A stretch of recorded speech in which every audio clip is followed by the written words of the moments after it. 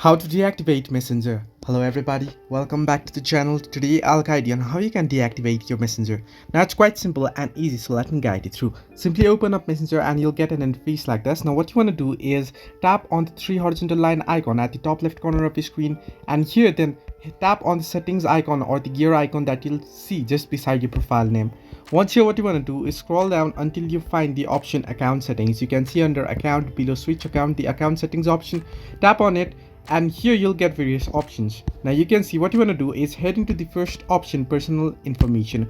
On personal information, head into the last option, manage account. Here you can see legacy contacts and deactivation settings. Tap on it and tap on deactivate. Now here you'll have to enter your password, and once you do it your account will be deactivated. So this way you can deactivate your Messenger. Hope this helped you. Do like and subscribe, and do not forget to leave a comment down below if you have any further issues.